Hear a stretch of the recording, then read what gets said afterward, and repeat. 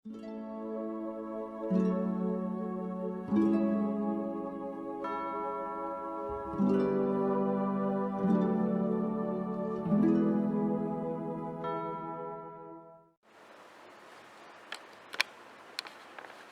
pagi Bapak Ibu yang terkasih di dalam Tuhan. Saudara, sebelum kita masuk ke dalam renungan firman Tuhan, saya ingin memberikan himbauan khususnya kepada setiap kita di dalam masa-masa ibadah, di dalam ibadah di masa-masa pandemi ini. Saudara, beberapa dari jemaat mungkin tidak dapat mengikuti ibadah secara langsung di jam 8.30 yang kebaktian gereja seperti biasanya, sehingga harus mengikuti rekaman khotbah agak siangan begitu ya. Tetapi Bapak Ibu saudara terkasih di dalam Tuhan, jam berapapun saudara beribadah, saya menghimbau Bapak Ibu untuk tetap mengikuti ibadah dari awal hingga akhir. Artinya baik Bapak Ibu yang mengikuti ibadah di jam 8.30, saudara mengikuti ibadah dengan baik di rumah dengan persiapan tubuh, persiapan hati yang baik. Demikian juga Bapak Ibu yang mengikuti ibadah di siang hari, saudara bukan cuma melihat rekaman khotbahnya, tetapi kiranya saudara juga boleh mengikuti ibadah dari awal hingga akhir, mengikuti liturgi yang sudah dibagikan oleh majelis dan dibagikan di grup WhatsApp jemaat.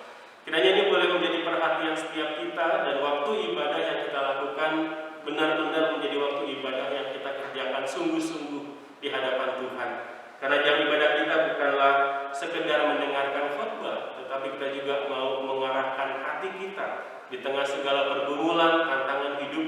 Kita mau mengarahkan hati kita untuk tetap memuji, menyembah Tuhan di dalam waktu ibadah kita. Kiranya ini boleh menjadi perhatian setiap kita sekalian. Saudara, mari kita masuk ke dalam renungan firman Tuhan pada pagi hari ini, yang saya berikan tema Allah yang hadir dalam kehidupan kita. Bapak Ibu, jikalau kita melihat fenomena kehidupan manusia, khususnya mereka yang termasuk di dalam kategori orang-orang penting, orang-orang berpengaruh, terus biasanya orang-orang di dalam kategori itu tidak pernah keluar rumah sendirian. Mereka selalu dijaga, mereka selalu disertai, mereka selalu dilindungi oleh beberapa orang penjaga. Katakanlah istilahnya bodyguard. Kemana sang tuan pergi, si bodyguard itu pasti mengikuti. Si bodyguard itu pasti menjaga dia. Kalau ada tanda-tanda ancaman dari orang lain, maka para bodyguard ini akan segera mengambil tindakan yang perlu untuk melindungi orang yang menyewa mereka ini. Maka bisa dikatakan tugas si bodyguard itu gagal jikalau terjadi sesuatu yang tidak diinginkan di dalam diri tuannya yang mereka jaga. Jikalau sang tuan itu mengalami tindakan kriminal, ditusuk, dilempar batu, atau dipukul, atau diludahi, sedang ketika sang tuannya menderita, ketika sang tuannya mengalami hal-hal seperti itu, maka bisa dikatakan si bodyguard tugasnya gagal. Dia gagal melindungi tuannya, mereka gagal menjaga tuannya. Kita tahu tugas bodyguard dan kapan kita bisa mengatakan tugasnya gagal atau berhasil. Sayangnya seringkali kita menganggap Allah seperti seorang bodyguard. Di dalam doa kita sering memohon Allah hadir. Di dalam doa kita sering memohon Tuhan jaga kami. Di dalam doa kita sering meminta Tuhan sertai kami, di dalam pengertian Tuhan melindungi kita. Setelah kita memohon semua itu, tapi ketika ada pergumulan masuk ke dalam hidup kita, ketika kita menghadapi suatu kondisi yang tidak kita inginkan, ketika kita mengalami penderitaan, kesusahan, apakah kita masih memandang Dia sebagai Tuhan, Allah atas hidup kita? Atau kita mulai meragukan Dia, kita mulai mempertanyakan kasih-Nya, kita mulai mempertanyakan kebaikan-Nya, kita mulai mempertanyakan apakah Tuhan itu baik atau enggak, apakah Tuhan itu hadir atau tidak. Bapak Ibu, ketika kita membaca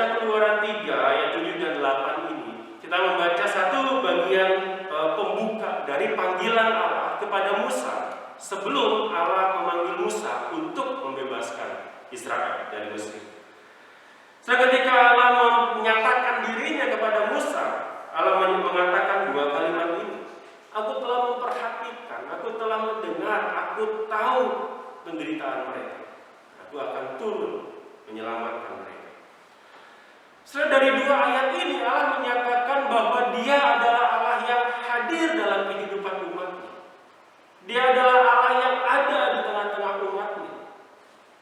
Tetapi jikalau Allah itu hadir di tengah-tengah Israel, bukankah menimbulkan satu pertanyaan yang lain lagi?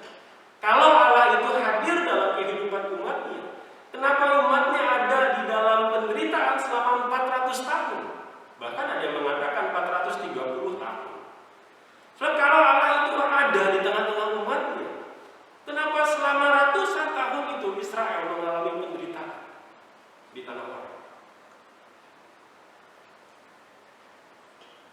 Pagi hari ini kita akan melihat Allah yang hadir itu seperti apa sih?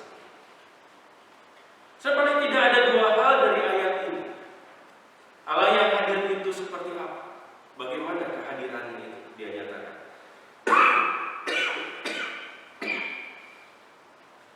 Hal yang pertama dari ayat yang ke-7, kita bisa melihat bahwa Allah yang hadir itu adalah Allah yang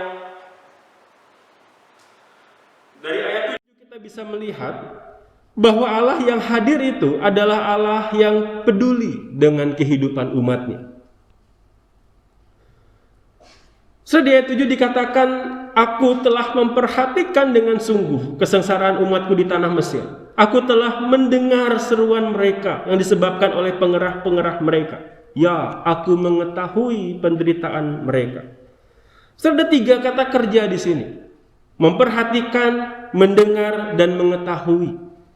Kata memperhatikan berasal dari kata ra'ah, artinya melihat. Yang unik adalah kata ra'ah ini di dalam bahasa Ibrani diulang 2 kali. Ra'ah, ra'ah. Ketika satu kata itu diulang 2 kali di dalam bahasa aslinya, sudah menunjukkan Allah bukan sekedar melihat, tetapi Dia memperhatikan dengan seksama, Dia memperhatikan dengan sungguh-sungguh seperti yang dikatakan di ayat ini. Aku memperhatikan dengan sungguh, aku memperhatikan dengan baik-baik, aku memperhatikan dengan seksama kehidupan umatku di Mesir. Tidak ada yang terlewat dari penglihatan Allah atas umatnya di Mesir. Allah memperhatikan mereka dengan sungguh-sungguh. Allah mendengar seruan minta tolong mereka.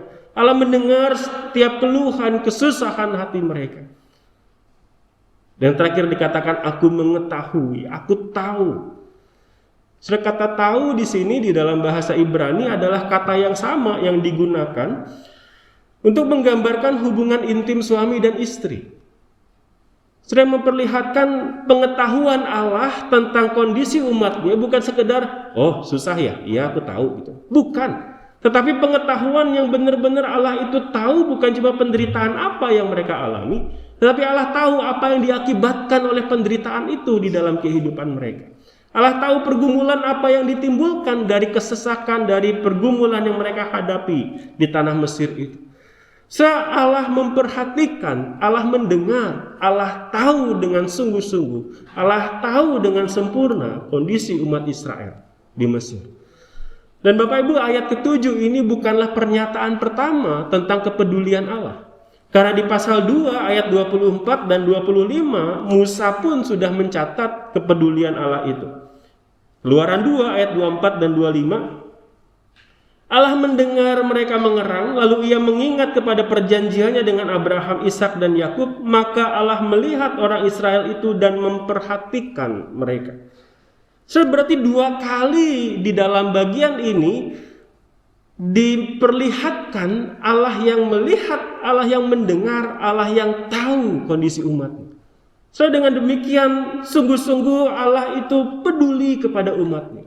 Allah yang hadir itu Dia peduli kepada keadaan umatnya. Allah yang ada di tengah-tengah umatnya, Dia bukan sekedar ada, Dia bukan sekedar hadir, tetapi Dia peduli, Dia memperhatikan, Dia memberi telinga untuk mendengar seruan umatnya. Kenapa Allah perlu menyatakan kepeduliannya ini?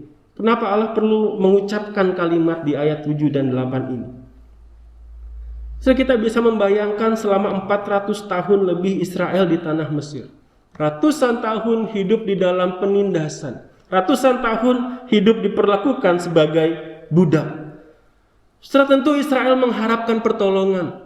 Tentu Israel mengharapkan kebebasan mereka bisa alami. Sebagai orang-orang yang tertindas, sebagai orang-orang yang diperlakukan tidak adil. Setelah mereka tentu berharap ada seseorang di luar sana yang melihat mereka. Ada seseorang di luar sana yang mendengar seruan mereka minta tolong.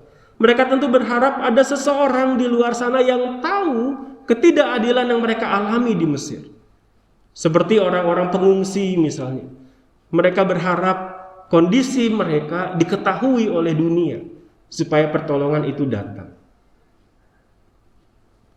Setelah orang-orang Israel yang 400 tahun mengalami penindasan, ketidakadilan di tanah Mesir, saudara, tentu mereka berharap ada pertolongan, berharap ada orang yang melihat, mendengar, dan tahu kondisi mereka. Tetapi setelah 400 tahun itu berjalan dan kondisi mereka sepertinya tidak ada perubahan, malah Firaun semakin menindas mereka, membunuh bayi laki-laki mereka. So, di dalam kondisi seperti itu bisa jadi ada di antara orang Israel yang kemudian menganggap Allah nenek moyang kita sudah meninggalkan kita. Allah nenek moyang kita sudah membiarkan kita. Dia lupa sama kita. Dia mungkin tidak ada di tengah-tengah kita. Sekarang selama 400 tahun penderitaan itu terjadi, bahkan semakin berat, semakin mengancam mereka, bukan secara pribadi, mengancam mereka secara satu bangsa. Firaun ingin memusnahkan Israel. Karena hal itulah Allah perlu menyatakan ayat 7 dan 8 ini. Oleh karena bisa jadi Israel di dalam kesesakan selama 400 tahun itu mereka berpikir Allah Abraham, Ishak dan Yakub sudah pergi meninggalkan kita. Allah Abraham, Ishak dan Yakub sudah meninggalkan kita, sudah lupa sama kita. Dia tidak ada di tengah-tengah kita. Karena ada kemungkinan Israel berpikir demikian, maka Allah mengatakan ayat yang ke-7. Aku melihat, aku mendengar, aku memberi telinga. Aku tahu dengan jelas kehidupanmu yang berat di tanah Mesir itu. Dan perkataan ini bukan kata orang, bukan cuma Musa yang mengatakannya di pasal 2, tetapi Allah sendiri yang mengatakan hal ini. Aku melihat dengan sungguh, aku memberi telinga, aku tahu dengan jelas akan kondisi umat di tanah Mesir itu. Dengan demikian Allah menyatakan bahwa dia hadir di tengah-tengah umatnya dan dia peduli dengan seluruh keadaan umatnya yang ada di Mesir pada saat itu. Allah yang hadir itu adalah Allah yang peduli dengan umatnya.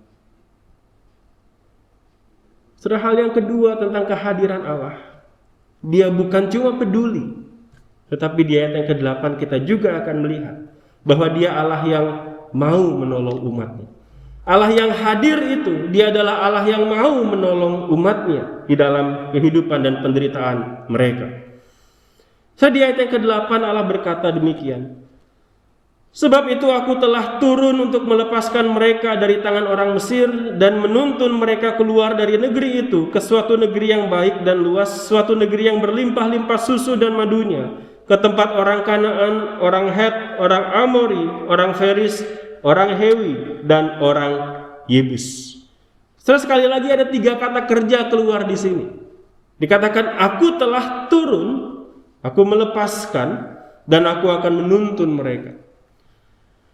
Allah yang hadir itu bukan sekedar hadir dan melihat, mendengar, tahu, tetapi Allah yang hadir dan peduli itu, dia juga mau menolong umatnya.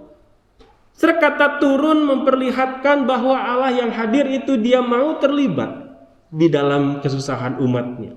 Kata turun yang digunakan itu menggambarkan seorang pahlawan perang dengan persenjataan yang lengkap, dengan baju perang yang lengkap. Seorang pahlawan perang yang turun ke medan perang untuk menghajar lawan-lawannya, untuk menghabisi lawan-lawannya. Maka ketika dikatakan aku telah turun, sudah seperti menggambarkan Allah akan berperang dengan bangsa Mesir. Allah akan berperang mengalahkan Allah-Allah Mesir. Allah akan menghabisi mereka dan melepaskan umatnya, menuntun umatnya masuk ke tanah perjanjian. Saudara, Allah yang hadir itu bukan cuma peduli, tetapi dia juga mau menolong umatnya.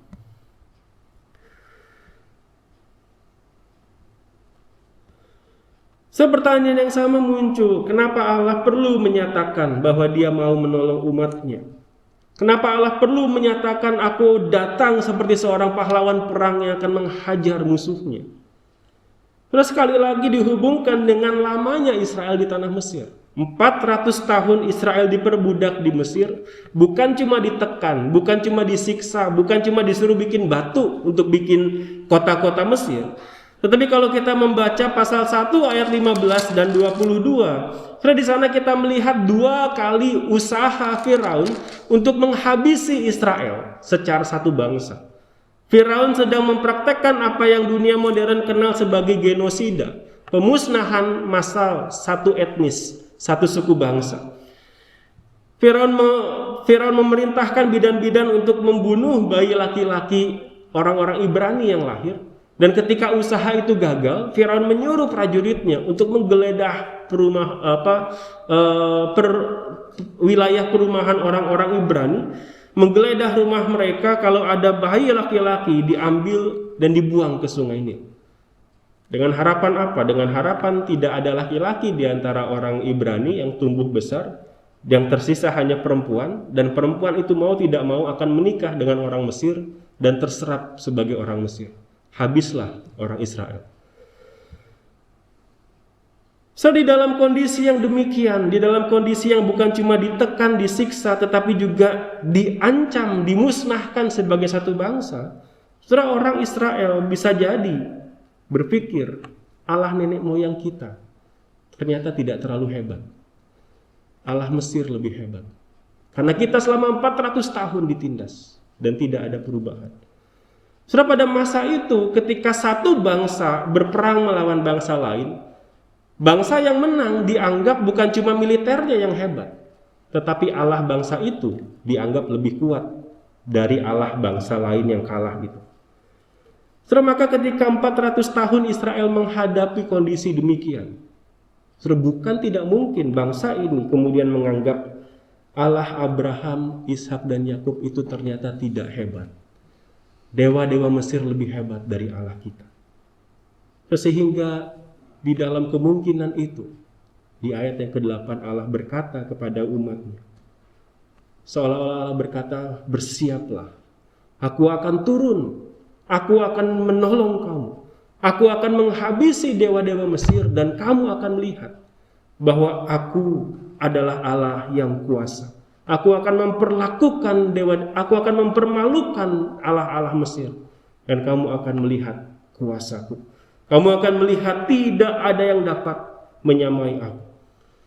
Setelah Allah menyatakannya kepada umatnya. Dengan demikian kita melihat bahwa Allah yang hadir di dalam kehidupan umatnya itu, Allah yang hadir di tengah-tengah Israel itu bukan sekedar hadir. Dia peduli dan dia mau menolong umatnya.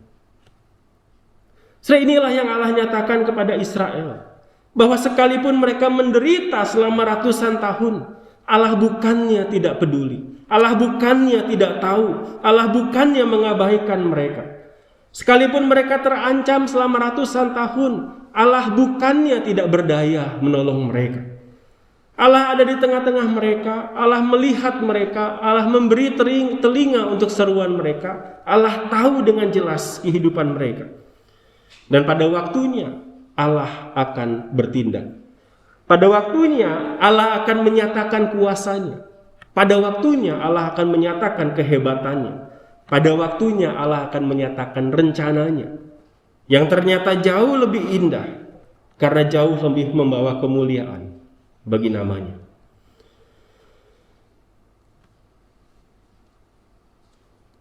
Setelah pada tahun 2018 di dalam satu rapat evaluasi kalau saya tidak salah ya, di tahun 2018 Wali Kota Tangerang Selatan Ibu Airin ya, menyampaikan harapan dan keprihatinannya ketika sedang melakukan evaluasi keamanan wilayah Tangerang Selatan begitu ya, dan sedang menyoroti satu lokasi taman yang beberapa waktu sebelumnya mau ditingkatkan keamanan di taman itu dengan cara memasang CCTV di beberapa titik. Setelah ketika rapat evaluasi itu dilangsungkan, setelah yang mengenaskan adalah Ibu Airin mengatakan bahwa CCTV yang dipasang bertujuan untuk melindungi orang, menjaga orang, mengantisipasi tindakan kriminal. Justru unit-unit CCTV itu hilang, dicuri orang. Setelah harapan untuk menjaga keamanan, harapan untuk mengantisipasi kejahatan pupus sudah. Hadirnya CCTV di beberapa titik taman itu tidak berdampak apa-apa. Justru CCTV-nya sendiri yang dimaling orang. Luar biasa, saudara ya. Setelah ketika CCTV itu dipasang, CCTV itu ternyata sekedar hadir di taman itu. Tetapi kehadiran CCTV itu sebanyak apapun tidak memberikan pengaruh dalam hal pengaruh meningkatkan keamanan orang. Memberikan pengaruh untuk si maling, iya. Dia dapat barang, dia jual, dia dapat duit begitu ya. Tetapi CCTV yang dipasang itu, CCTV yang hadir di taman itu sebanyak apapun ternyata tidak memberi pengaruh di dalam hal keamanan orang yang ada di taman itu. Secara Allah kita bukan seperti CCTV yang hadir tapi tak berdampak. Allah hadir dalam kehidupan umatnya. Dia melihat, dia mendengar. Dia tahu dengan jelas apa yang dihadapi oleh umatnya. Dia bukan cuma hadir dan tahu, tetapi dia peduli. Dia terlibat. Dia mau menyelamatkan umatnya ketika umatnya menghadapi berbagai pergumulan dan persoalan. Tetapi jikalau hal ini benar, bukankah akan muncul pertanyaan-pertanyaan yang baru? Kalau Allah itu benar hadir, kalau Allah itu benar tahu, kalau Allah itu benar terlibat, lalu kenapa hidup saya penuh dengan penderitaan? Kalau Allah itu hadir, tahu dan terlibat, kenapa saya kehilangan pekerjaan? Kalau Allah itu hadir, tahu dan terlibat, kenapa anggota keluarga saya ada yang meninggal di masa pandemi ini? Kalau Allah hadir, kalau Allah tahu, kalau Allah terlibat, kenapa hidup saya rasanya lebih banyak duka citanya daripada sukacitanya? Seketika kita memperhadapkan kehadiran Allah dengan kehidupan manusia di dalam dunia ini, akan muncul banyak pertanyaan. Kalau Allah itu hadir, kalau Allah itu tahu, kalau Allah itu terlibat, kenapa hidup saya seperti ini? Kenapa orang-orang percaya hidupnya menderita? So, dari pertanyaan ini saya mengajak kita untuk melihat, untuk memikirkan 3 hal tentang kehadiran Allah. Hal yang pertama, kehadiran Allah bukan berarti kita akan selalu bebas dari penderitaan. Ketika Israel di tanah Mesir 400 tahun, mereka tertindas di sana, mereka terancam di sana. Allah menyatakan kepada mereka, aku hadir di tengah-tengah kamu, aku melihat kamu dengan sungguh, aku mendengar seruan kamu, aku tahu penderitaanmu di sana. Kok bisa? Karena aku hadir di tengah-tengahmu. Tetapi kehadiran Allah bukan berarti umat itu akan terbebas dari penderitaan. Kehadiran Allah tidak menghilangkan kesusahan. Kehadiran Allah tidak menghilangkan penderitaan. Umat Israel mengalami 400 tahun, saudara, mereka menderita. Tetapi bukannya Allah tidak hadir, bukannya Allah tidak tahu, bukannya Allah tidak terlibat. Bukankah Alkitab kita penuh dengan kisah-kisah yang seperti itu? Kita mungkin hanya bisa menghitung dengan satu tangan. Ada berapa tokoh yang tidak mengalami penderitaan, yang tidak mati. Satu tangan saja kita bisa hitung. Artinya tidak sampai 10, mungkin tidak sampai 5. Kalau kita membaca Alkitab kita, 99% tokoh Alkitab mengalami penderitaan. Tetapi apakah Allah tidak hadir dalam hidup mereka? Tentu kita percaya Tuhan hadir, Tuhan menyertai mereka. Tetapi toh mereka tidak luput dari penderitaan. Kehadiran Allah bukan berarti kita akan selalu bebas dari penderitaan. Hal yang kedua, kehadiran Allah juga bukan berarti keinginan kita, harapan kita akan selalu terkabulkan.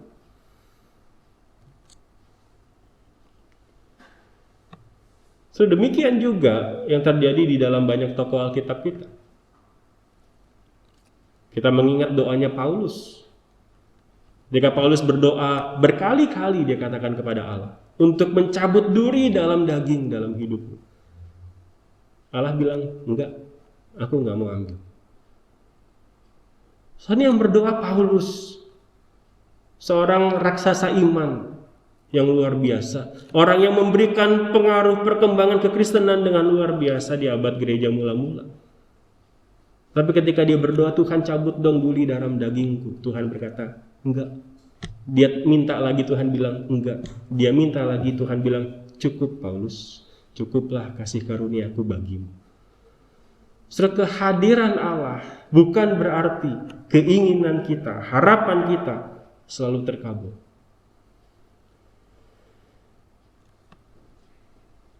Jikalau kehadiran Allah tidak menghilangkan penderitaan, jikalau kehadiran Allah bukan berarti mengabulkan keinginan kita, lalu untuk apa kehadiran Allah itu ada?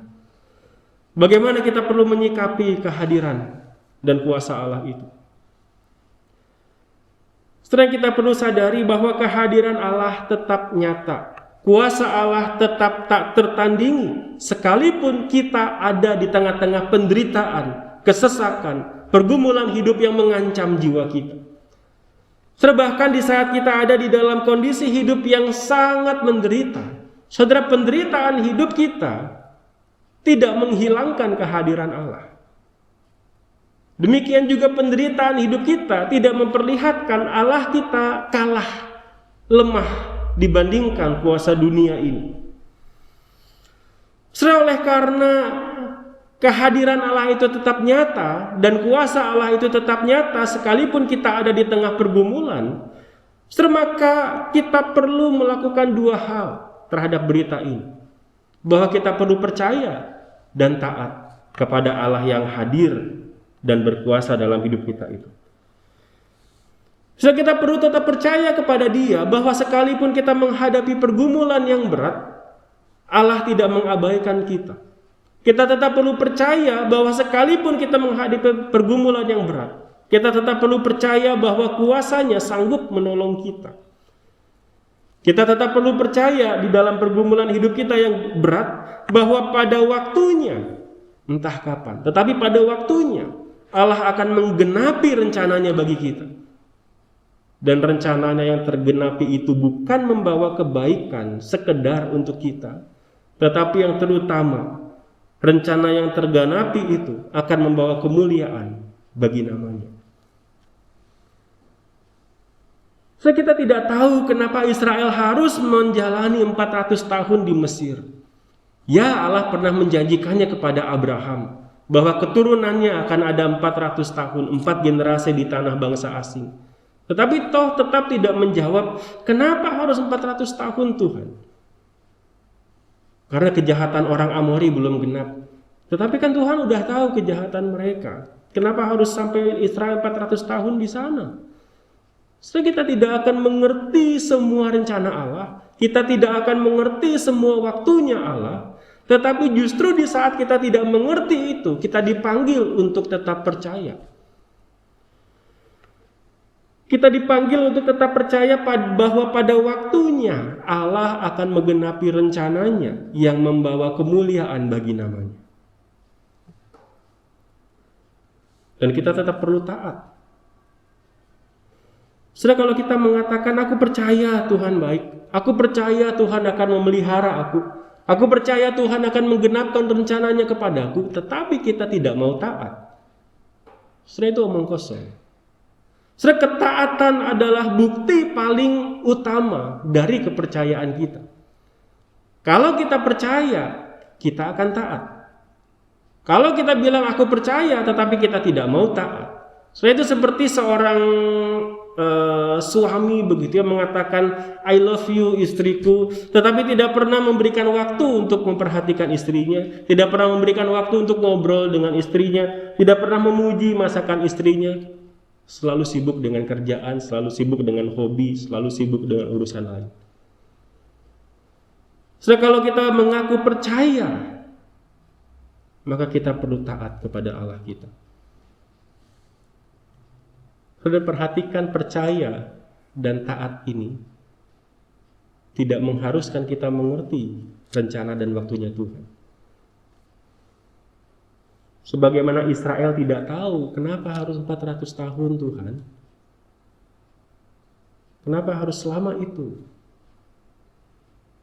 Kita pun seringkali tidak tahu, Tuhan kenapa aku kehilangan ini, kenapa aku kehilangan itu.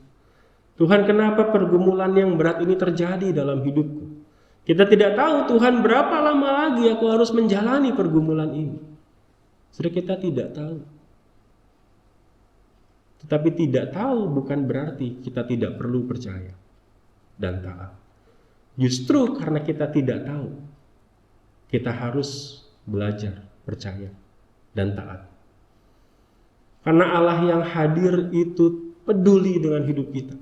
Dan kuasanya nyata dalam hidup kita. Allah yang hadir itu harus kita responi dengan percaya dan taat.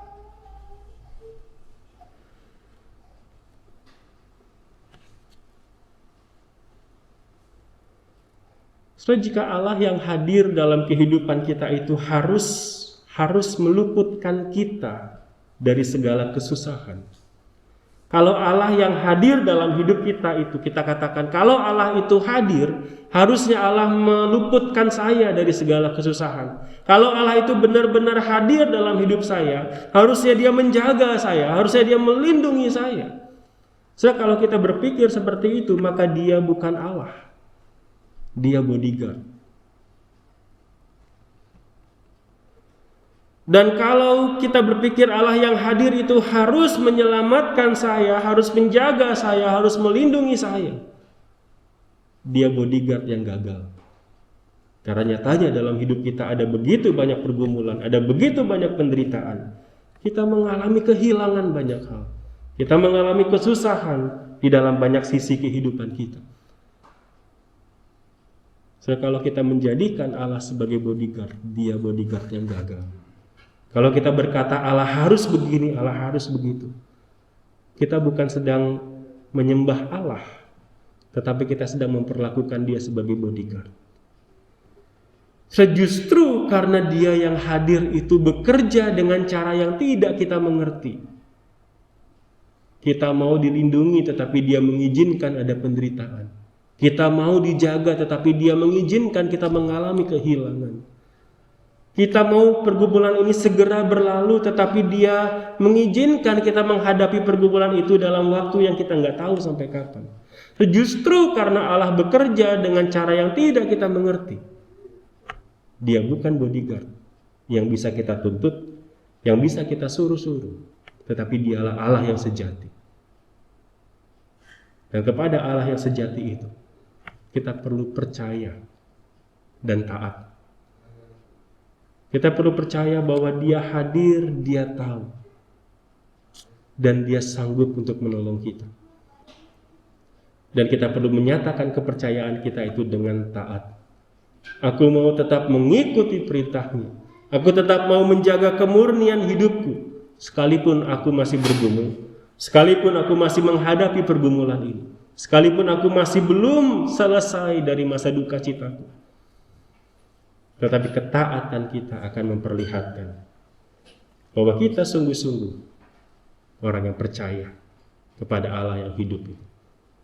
Sudah kiranya Tuhan menolong kita di dalam masa-masa penuh tantangan ini. Kita tetap percaya kepada Dia, Allah yang hadir dalam hidup kita, Allah yang peduli dalam hidup kita, dan Allah yang sanggup untuk menyelamatkan kita. Mari kita tundukkan kepala, kita berdoa.